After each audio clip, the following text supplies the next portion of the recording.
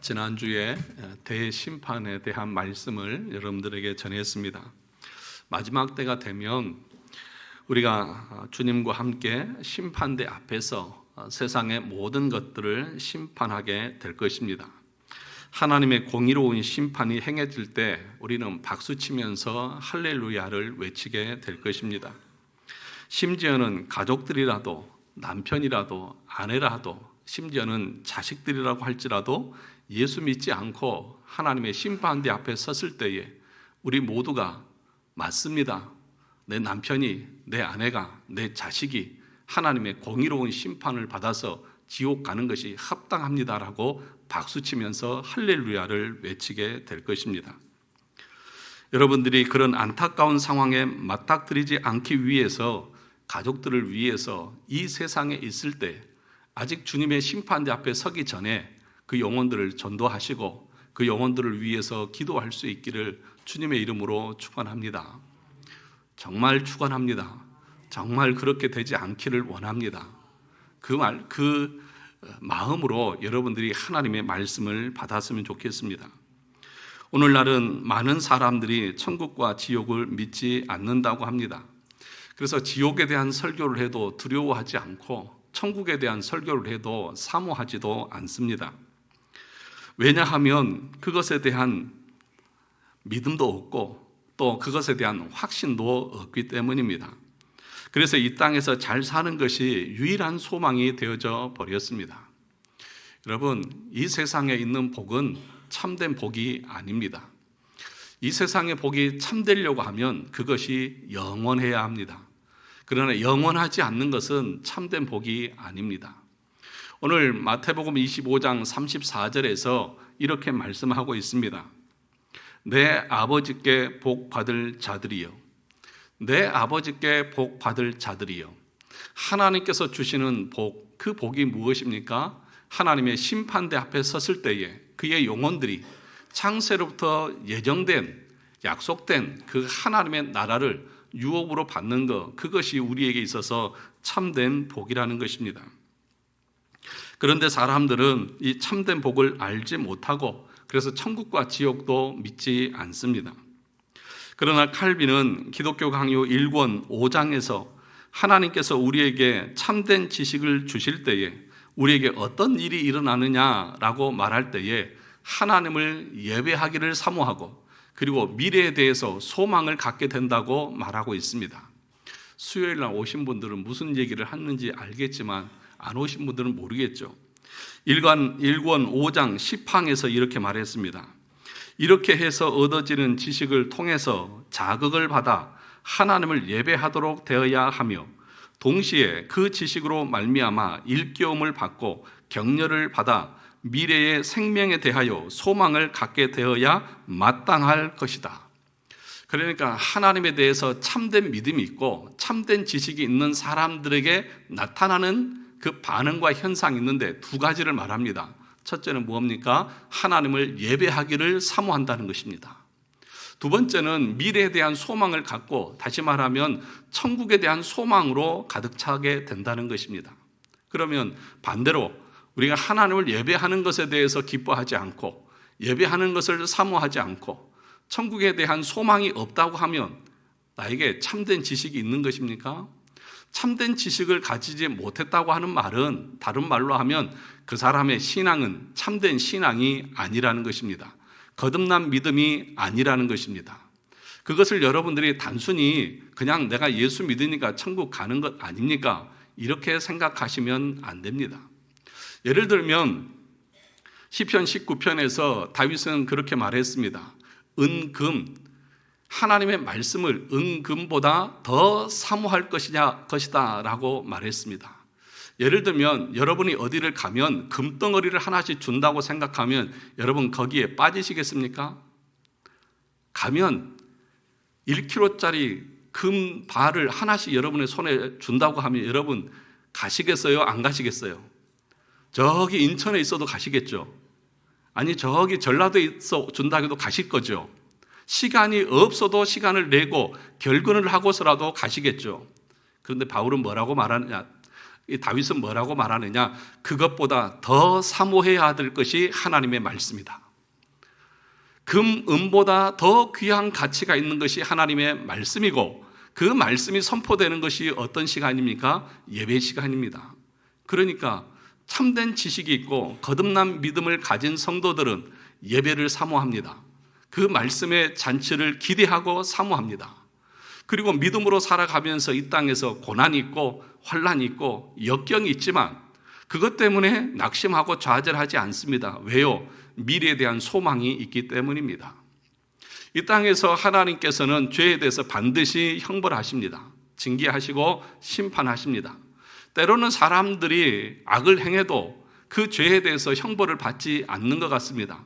그런데 여러분, 모든 사람들이 그 죄에 대해서 벌을 받지 않던가요? 여러분 주변에 보면, 그래, 저 사람은 저런 벌을 받아도 천벌을 받았다 라고 그렇게 할 일들이 얼마나 많이 있습니까?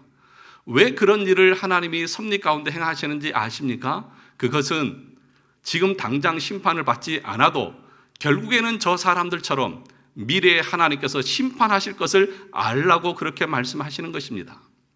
만약에 그런 심판이 하나도 없다고 하면, 미래에도 심판이 없겠구나 라고 사람들이 잘못 착각할까 봐 하나님은 이 땅에서 전부를 심판하지 않지만 그 중에 어느 것 하나하나는 하나님이 심판하시는 것을 보여주십니다. 그걸 보는 참된 지식을 가진 우리는 어떻게 생각해야 한다고요?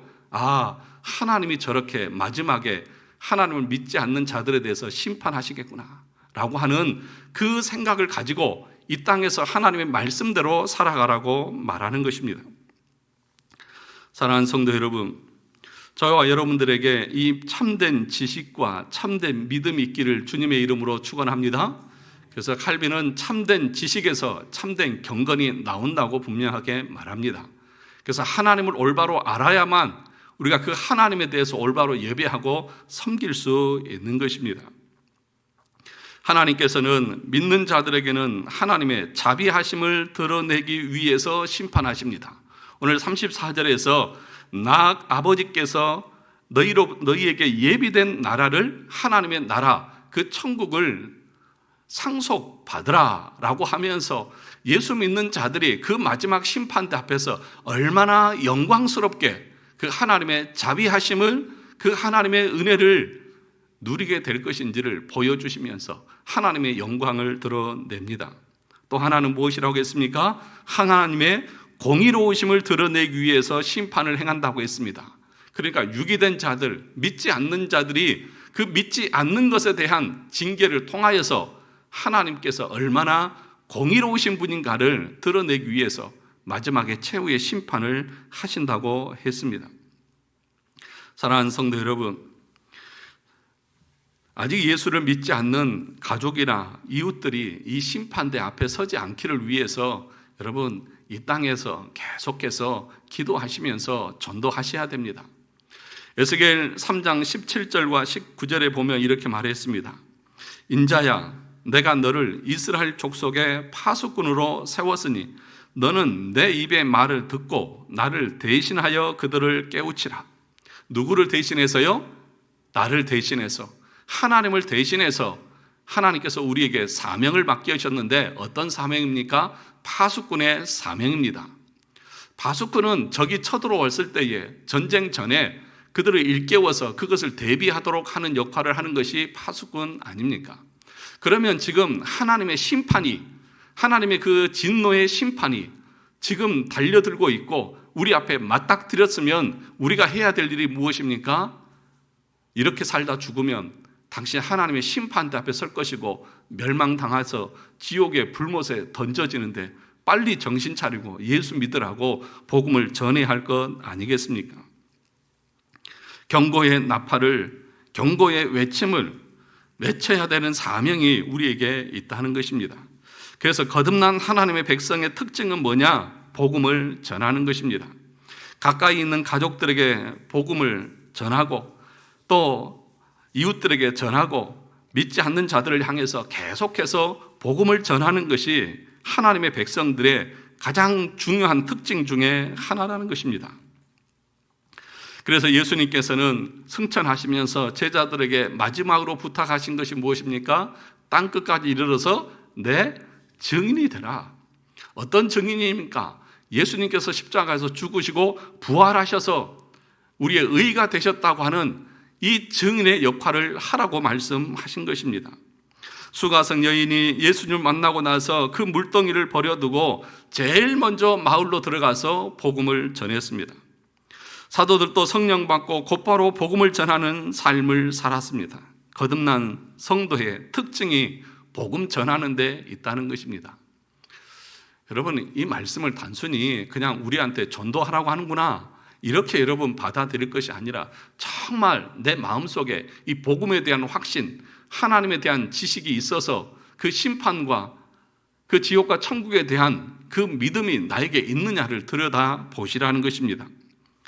베드로전서 2장 9절에도 보면 그러나 너희는 택하신 족속이요 왕 같은 제사장들이요 거룩한 나라요 그의 소유가 된 백성이니 이는 너희를 어두운 데서 불러내어 그의 기이한 빛에 들어가게 하신 이의 아름다운 덕을 선포하게 하려 하심이라.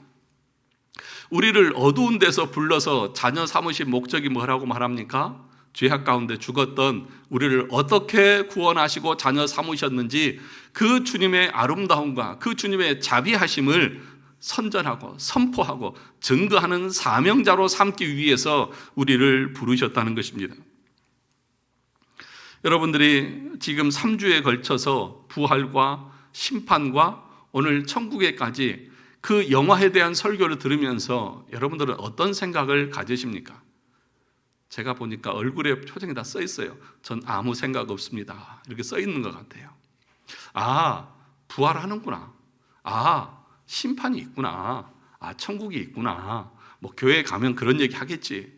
그런 마음이십니까? 아, 있다고 그러더라. 아, 있겠지. 뭐 누가 가봤겠어? 죽어보면 알겠지. 그런 생각으로 이 하나님의 말씀을 듣고 있다고 하면 정말 위험한 상태에 있는 것입니다. 오늘 이 말씀을 반드시 전하라고 했습니다. 에스겔 3장에서 이것을 전하지 않아서 그 사람이 죽으면 그 핏값을 너에게 찾겠다. 그러나 전했는데도 그가 듣지 않으면 그 핏값은 그에게로 돌아갈 것이다. 에스겔 3장 17절에서 19절에서 분명하게 하나님은 말씀하고 계십니다. 목사의 설교의 주된 포인트는, 핵심은 뭐냐? 여러분들의 영혼을 그리스도께 인도하는 것입니다. 그러기 위해서 선포되어야 될 메시지가 뭐냐? 경고의 메시지입니다. 우리의 죄악을 어떻게 사하셨는지 그리스도에 대해서 증거하는 것이고, 어떻게 믿어야 되고 어떻게 구원을 얻어야 되는지를 여러분들에게 가르치고 선포하는 것입니다. 제가 선포하지 않아서 여러분들이 구원의 길을 몰라서 지옥에 가면 그 책임은 저에게 있습니다. 그러나 제가 반드시 분명하게 전했는데도 여러분들이 무시하고 여러분들이 가볍게 여겨서 여러분들이 지옥 가는 것은 여러분들의 책임입니다. 오늘 구원의 서정, 구원의 순서 8단계 우리 같이 다시 한번 복습해 보도록 하겠습니다. 처음에 뭐죠? 소명, 중생, 회심, 칭의, 양자, 성화, 견인, 영화. 단순히 이 순서를 애우는 것이 구원의 길을 가는 것이 아니라 그것이 의미하는 것이 무엇인지를 여러분들이 알고 내 영혼이 이 과정 가운데 있는지를 보시라는 얘기입니다. 구원은 단순히 회심한 거, 내 예수 믿습니다, 이것으로 끝나는 것이 아니라 소명에서부터 영화까지 전체를 가리켜서 구원이라고 했습니다. 예수 믿습니다 라고 하는데 거룩한 삶이 없습니다. 예수 믿습니다 라고 하는데 고난 가운데 인내하는 삶이 없습니다. 예수 믿습니다 라고 하면서도 천국과 지옥에 대한 사모함이나 두려움이 없습니다. 그냥 이 땅에서 잘 먹고 잘 사는 것이 자기 마음의 가장 중요한 이 기쁨이고 자랑이라고 하면 그의 영혼은 구원의 길을 가고 있는 것이 아니라는 것입니다. 그러므로 여러분들이 이런 설교를 들으면서 가볍게 넘기지 마시기 바랍니다. 정말 여러분들의 영혼에 꼭 필요한 설교를 하기 위해서 발버둥 치고 있는 것입니다. 그런데 여기서 한번 짚고 넘어가야 할 것이 있습니다. 천국에 대한 오해들입니다. 지난주에 말씀을 들었는데 여러분, 우리가 부활하기 전에 육신이 죽어서 신자가 가는 곳이 어디라고 했습니까? 낙원, 천국이라고 했습니다. 불신자들이 가는 곳이 어디입니까? 지옥입니다. 그러면 우리가 지금 죽어서 가는 곳이 믿는 자들은 천국 낙원이고 불신자들은 지옥입니다. 그러면 예수님께서 이 땅에 재림하셔서 우리 육체가 다시 부활하셔서 해서 우리의 영혼과 육체가 결합된 뒤에 최후 심판을 통하여서 마지막 둘째 사망에 들어가는데 처해지는데 그것이 어디입니까? 믿지 않는 자들 어디라고요? 요한계시록에 불못에 던져지고, 그리고 믿는 자들은 어디 갑니까? 아니, 천국에 있잖아요. 그러니까 믿는 자들은 어떻게 되는 거예요? 육체가 부활해서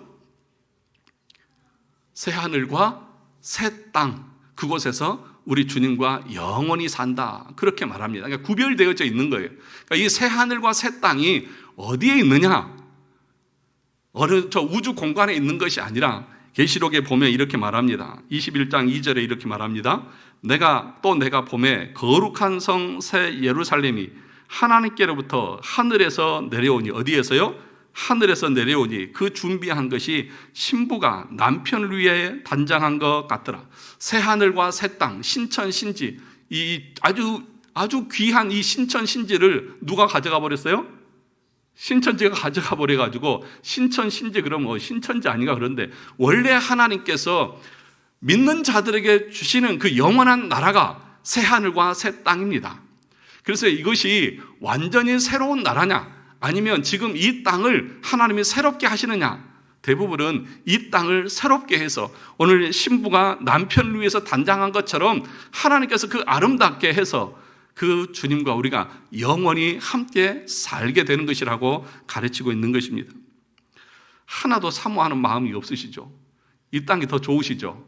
새 하늘과 새 땅 좋아봐야 얼마나 좋겠어?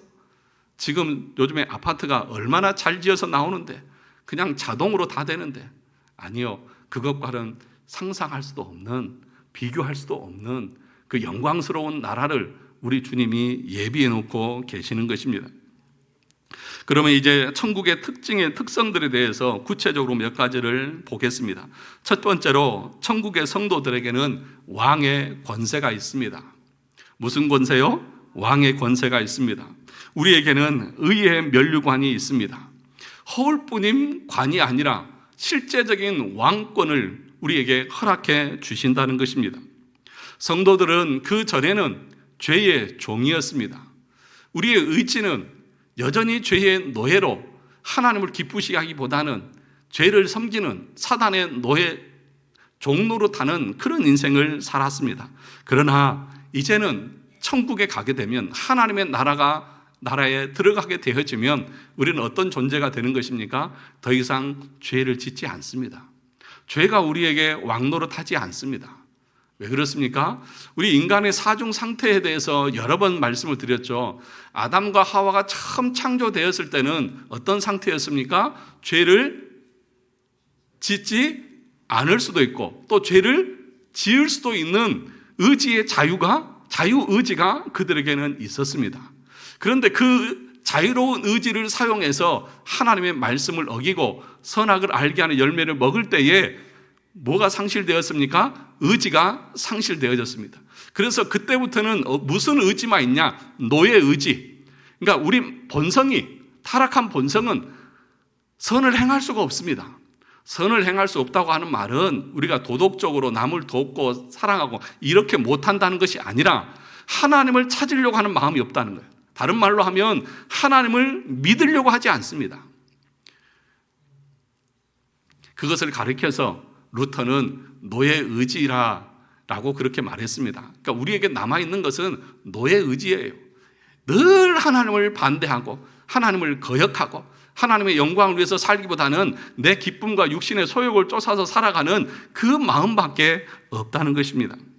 그런데 이 천국에 가면 더 이상 죄를 짓지 않기 때문에, 사망이 어떻게 해서 왔습니까? 죄 때문에 왔잖아요. 고통과 괴로움이 뭐 때문에 우리에게 찾아왔다고요? 죄 때문에요. 그런데 그 천국에는 죄를 짓지 않기 때문에, 죄가 없기 때문에 그곳은 더 이상 눈물을 흘릴 일도 없고 고통도 없고 아픔도 없고 하나님과 함께 기쁨을 누린다고 말합니다. 요한계시록 21장 4절에 보면 모든 눈물을 그 눈에서 닦아주시니 다시는 사망이 없고 애통하는 것이나 곡하는 것이나 아픈 것이 다시 있지 아니하리니 처음 것들이 다 지나갔습니다. 여러분, 이제 나이가 들면 몸도 쑤시고 아프고 힘도 들고 얼마나 힘듭니까? 우리 주님의 나라는 완전하고 의로운 그 나라는 질병도 없고 고통도 없고 아픔도 없이 우리 주님과 기쁨의 교제를 나누는 그 아름다운 곳입니다.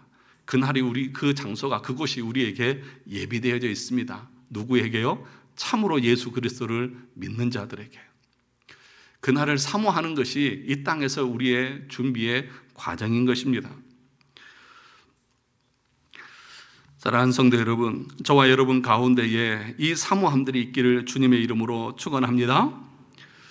그런데 여러분, 아무나 이 예수를 믿을 수 있는 것이 아니잖아요. 이렇게 노예 의지 가운데 빠져있는 영혼들에게 성령께서 말씀을 통해서 그 영혼을 거듭나게 하시는, 중생케 하시는 은혜가 있어야만 그 영혼이 예수 그리스도를 바라보고 그분을 맞이하고 그분 앞에서 자신의 죄인됨을 고백할 수 있는 것입니다. 어떤 사람은 그렇게 말하기도 해요. 저분은 생긴 것도 참 얌전하게 생겼고 또 너무 사람이 순하고 착하니까 목사님, 저 사람은 참 예수 전도하면 예수 잘 믿을 것 같아요. 여러분, 그런 분들이 잘 믿으시거든요. 오히려요, 정말 착하고 순한 사람들이 더 안 믿어요. 왠지 아십니까? 자기 의가 있거든요. 자기는 도덕적으로 의롭고 올바르다고 생각하거든요. 자기가 죄인이라고 생각을 안 하거든요. 어떤 면에서는 정말 우락부락하게 생기고 깡패 같은 사람들이 예수를 더 잘 믿을 때가 있어요. 그러니까 외모로 사람을 취하는 것이 아니에요. 어떤 사람도 성령께서 은혜 주시지 않으면 그 영혼은 예수 그리스도를 믿으려고 하지 않는다는 것입니다. 갈라디아서 5장 17절에 보면 그래서 거듭난 영혼들을 향해서도 이렇게 말합니다. 육체의 소욕은 성령을 거스리고 성령은 육체를 거스르나니 이 둘이 서로 대적함으로 너희가 원하는 것을 하지 못하게 하려 함이니라. 그러면 거듭난 영혼들은 어떤 상태냐? 거듭난 사람들은 그러면 그 마음에서 늘 하나님을 기쁘시게 하고 늘 하나님의 영광을 위해서 삽니까? 그렇지 않다는 거죠. 마음은 이제 알아서 하나님을 기쁘시게 하고 싶고 예배를 드리고 싶고 그런 삶을 살고 싶지만 우리 안에 육체의 소욕이 있어서 여전히 그 둘과 싸우는 삶을 살고 있다고 말합니다. 그래서 하나님을 기쁘시게 하고 싶지만 그렇지 못하는 것이 우리 육체를 입고 있는 인간의 한계라고 말합니다. 그래서 바울도 로마서 7장에서 말했지 않습니까? 오호라 나는 권고한 사람이로다. 누가 이 사망의 몸에서 나를 건져내랴. 이것이 바울이 회심 이전입니까? 회심 이후입니까? 회심 이후라고 말했잖아요. 거듭나서 예수를 믿어도 정말 하나님을 위해서 살고 싶지만 그러지 못하는 우리의 연약함이 있다는 것이죠. 그래서 우리가 어떻게 하라는 거예요? 열심히 말씀을 듣고 그래서 말씀으로 내 안에 있는 소욕들을 죽이고 기도를 통해서 내 자신을 복종시키고 말씀에 순종하고자 하는 그 힘을, 그 은혜를 덧입어야 한다고 말씀하지 않습니까? 그래서 여러분, 은혜의 수단이 뭐예요? 말씀과 성례와 기도잖아요. 그럼 말씀은 이 선포되는 말씀이고 성례는 뭐예요? 보이는 말씀이잖아요. 그러면 이 성례도 말씀이거든요. 그러면 말씀과 기도가 은혜의 수단이에요. 그러니까 말씀을 읽고 말씀을 듣지 않고 기도 생활하지 않으면 절대로 내 육신의 소욕을 이길 수 없어요. 그래서 여러분, 말씀을 사모하지 않고 기도하지 않는 사람들은 죄송하지만 자기들은 믿는다고 할지 모르고 자기들은 하나님이 기쁘시게 하는 삶을 산다고 말할지 모르지만 그의 삶을 들여다보면 늘 자기 중심이에요. 자기 하고 싶은 대로 살아요. 피곤하면 자버리고 일하면 안 하고 그것을 일정하게 정해서 하나님의 말씀을 읽고 사모하고 기도 시간을 꾸준하게 정해서 기도하고 그리고 여러분들 오후 예배나 수요일이나 교리에 대해서 정말 열심히 연구해서 가르치는데 그것에 대한 사모함도 없어요. 정말 그것이 금과 같이 귀한 것이라고 하면 어떤 일이 있어도 정말 사모함으로 나오려고 하겠죠. 두 번째로 천국의 성도들에게는 그들만의 표지가 있습니다. 성도들에게 있는 표지 중에 구체적인 세 가지를 말하면 의의 면류관이 있습니다. 두 번째는 그 수중에 칼이 있습니다. 세 번째로는 흰옷을 입고 있습니다. 흰옷을 입었다고 하는 것이 계시록에 제일 많이 나오지 않습니까? 그 흰옷의 의미는 자유와 승리를 상징합니다. 요한계시록 3장 4절에 보면 그러나 사대에 그 옷을 더럽히지 아니한 자 몇 명이 내게 있어 흰옷을 입고 나와 함께 다니리니 그들은 합당한 자인 영고라. 하나님의 나라에 합당한 사람들은 무슨 옷을 입고 있다고요? 흰옷을 입고 있다고 말합니다. 흰옷을 입고 있다고 하는 첫째는 자유를 의미합니다. 아까 우리가 앞에서 말했듯이 우리는 본래 누구의 종이었어요? 죄의 종, 마귀의 종이었습니다. 그런데 이제는 자유하는 거예요. 뭐에서요? 그 죄에서 자유케 되어졌다. 그 자유의 상징으로 뭘 입혀주셨다고요? 흰옷을 입혀주셨다고 말합니다. 두 번째 흰옷의 특징은 뭐냐 하면 승리입니다. 뭐요? 승리. 이기는 자에게. 성경은 이기는 자에게. 요한계시록 3장 5절에 보니까 이기는 자는 이와 같이 흰옷을 입을 것이요. 누구에게 흰옷을 입혀줘요? 이기는 자에게. 뭐 해서 이기는 자일까요? 옆에 있는 권사님하고 싸워서 이긴 자요? 목사님하고 싸워서 이긴 사람에게요? 아니요. 죄와 싸워서 이긴 자요. 내 육신의 소욕과 싸워서 이긴 자요. 그래서 성령의 그 요구에, 그 하나님의 말씀에 내 육신의 소욕이 싸워서 이기고 승리한 자에게 우리 주님께서 흰옷을 입혀주시겠다고 말씀하는 것입니다. 그러면 여러분, 이 천국 백성의 표지인 흰옷을 입기 위해서 여러분들은 정말 열심히 싸우고 있습니까? 어느 정도로 싸워야 하냐 하면 피 흘리기까지 싸우셔야 합니다. 히브리서 12장 4절에 보면 너희가 죄와 싸우되 아직 피 흘리기까지는 대항하지 아니하고. 그러니까 죄와 싸우되 어느 정도까지 싸우라고요? 피 흘리기까지요. 여러분, 저는 6.25를 경험하지도 않았지만 싸우는 사람들의 그 싸움을 간접적으로 보면 어떻습니까? 내가 저 사람을 죽이지 않으면 내가 죽는다는 그 생각이 있을 때 그들의 싸움은 정말 처절합니다. 피 흘리기까지 처절할 정도로, 유혈이 낭자할 정도로 그렇게 사력을 다해서 싸웁니다. 그러니까 믿는 자들이 저 천국의 은혜를 누리고 흰옷을 입기 위해서 우리가 이 땅에서 해야 될 일이 뭐냐? 영적인 싸움인데 그 싸움을 어느 정도로 하라고 말합니까? 피 흘리기까지요. 우리는 땀도 안 흘려요. 땀도 안 흘려요. 땀 흘리지도 않아요. 그렇지 않습니까? 여러분들이 정말 영적으로 하나님 앞에서 말씀에 순종하기 위해서 얼마나 처절하게 싸우고 계십니까? 제가 너무 여러분들을 이렇게 좀 낮게 보고 있나요? 그런 분이 계시다고 하면 죄송합니다. 그런데 저를 봐도 그렇고 우리들의 신앙생활 속에서 우리가 행하는 그것들을 보면 피 흘리기는커녕 발바닥에 땀도 안 나요. 정말 하나님 앞에서 우리가 천국을 사모하고 그 하나님의 심판이 있다고 하는 것을 참으로 믿는다고 하면 우리의 신앙생활이 이렇게 게으르고 나태하고 그렇게 생활할 수가 없다는 것입니다. 정말 죄 짓지 않기 위해서 인생에서 정말 절절하게 야곱이 그 야복강에서 하나님과 씨름하듯이 그 형의 심판대 앞에 서야 되는 그것 가지고도 야곱이 정말 밤이 새도록 씨름하듯이 그 치열한 영적인 싸움이 우리 가운데에 있느냐는 것입니다. 세 번째로는 천국의 성읍의 모습에 대해서 말씀드립니다. 요한계시록 21장 18절과 21절에 보면 그 새 하늘과 새 땅에 대해서 이렇게 표현을 하고 있습니다. 그 성곽은 벽옥으로 쌓였고 그 성은 정금인데 맑은 유리 같더라. 그 성의 성곽의 기초석은 각색 보석으로 꾸몄는데 첫째 기초석은 벽옥이요, 둘째는 남보석이요, 셋째는 옥수요, 넷째는 녹보석이요, 다섯째는 홍만호요, 여섯째는 홍보석이요, 일곱째는 황옥이요, 여덟째는 녹옥이요, 아홉째는 담황옥이요, 열째는 비치옥이요, 열한째는 청옥이요, 열두째는 자수정이라. 그 12문은 12진주니 각 문마다 한 개의 진주로 되어 있고 성의 길은 맑은 유리 같은 정금이더라. 와, 놀라지도 않으시네. 네, 놀라지도 않으셔.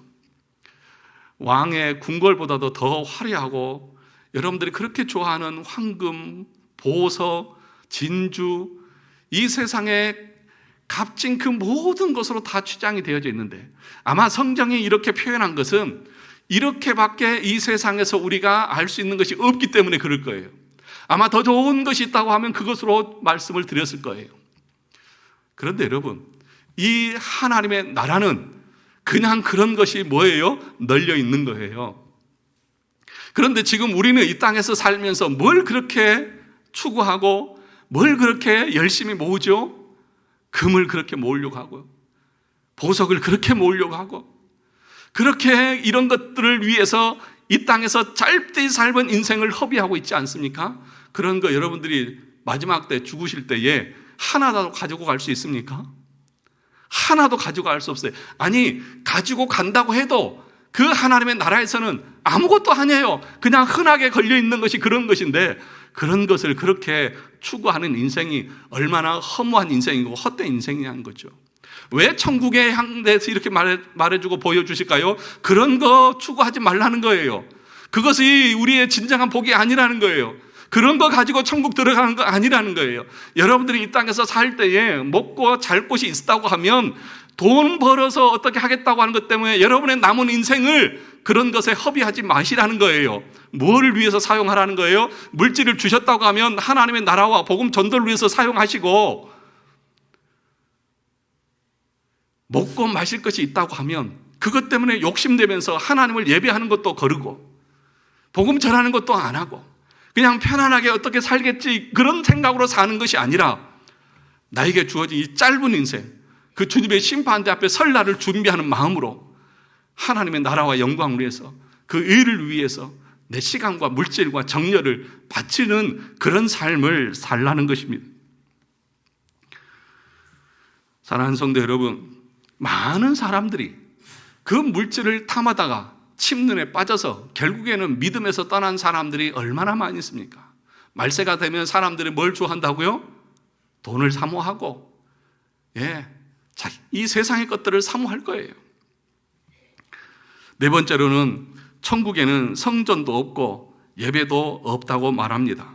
요한계시록 21장 22절에 보니까 성 안에서 내가 성전을 보지 못하였으니 이는 주 하나님 곧 전능하신 이와 및 어린 양이 그 성전이심이라. 예수 그리스도께서 성전이십니다. 그 나라에 가면 그곳에는 우리 주님의 얼굴을 이제는 맛보면서, 그 주님과 얼굴을 맞대고 보면서 이곳에서는 희미하게 보았던 그것을 이제는 분명하게 보게 될 것입니다. 여러분, 예수 그리스도를 희미하게 보았던 다윗은 광야에서도 기뻐하면서 살았습니다. 예수 그리스도를 희미하게 보았던 다니엘의 세 친구는 그 주님의 영광을 바라보았기에 그는 7배나 뜨거운 풀무불에도 기꺼이 그 몸을 던졌습니다. 사랑하는 성도 여러분, 이 땅에서 희미하게 보았던 그 주님을 위해서도 그렇게 기쁨으로 자신의 모든 것을 던졌다고 하면, 우리가 마지막 때에 우리 주님 앞에 섰을 때에 그 모든 것을 정확하게 볼 때에 그 영광과 그 아름다움은 그게 달할 것이고, 그것은 무엇과도 비교할 수 없는 영광스러움을 우리가 경험하고 맛보고 기뻐하고 즐거워하게 될 것이라는 것입니다. 이 기쁨과 이 즐거움들이 여러분 가운데 있기를 원합니다. 정말 바라고 소원하고 간절히 원합니다. 그러면 이 천국에 들어가려고 하면 어떻게 해야 할까요? 여러분, 모든 사람이 다 천국에 들어가지 않습니다. 우리가 꼭 기억해야 될 말씀, 마태복음 22장 14절에서 뭐라고 말했습니까? 청함을 받은 자는 많되 택함을 입은 자는 적으니라. 다 천국에 갈 수 없습니다.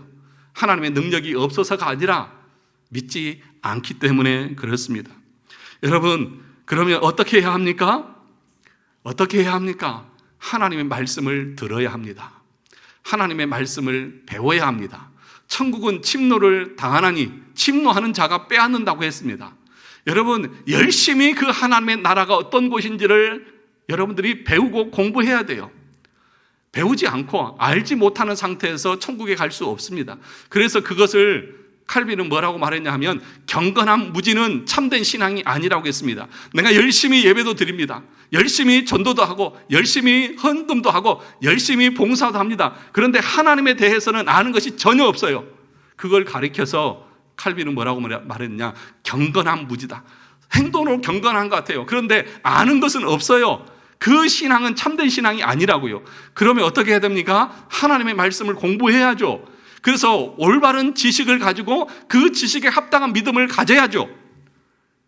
여러분, 신천지에 이만희도 그 신천지 다니는 사람도 예배 드립니까? 안 드립니까? 드리잖아요. 그러면 그 신천지 다니는 사람들 전도해요? 안 해요? 우리보다 더 열심히 해요. 헌금은요, 그 사람들은 집도 팔아서 내요. 봉사는요, 얼마나 열심히 하는지 몰라요. 그럼 그것이 구원의 근거입니까? 아니잖아요. 올바른 교리, 그 사람들은 이만희가 구원주라고 말하는데 그것이 잘못된 거잖아요. 그러니까 뭐냐? 참된 진리를 배우고 알고 그 지식 가운데서 우리의 신앙생활을 해야만 그 믿음이 참된 믿음이라는 거예요. 여러 번 강조합니다. 그래서 교리를 가르치는 것이고 신앙 고백서를 가르치는 것이고 기독교 강의를 여러분들에게 강의하는 거예요. 그것이 참된 지식이고 그 참된 지식에 근거한 믿음만이 하나님께서 인정하는 믿음이기 때문에 그런 거예요. 요한복음 17장 3절에서 뭐라고 말했습니까? 영생은 곧 유일하신 참 하나님과 그가 보내신 자 예수 그리스도를 뭐 하는 것이다? 아는 것이다. 아는 것이다.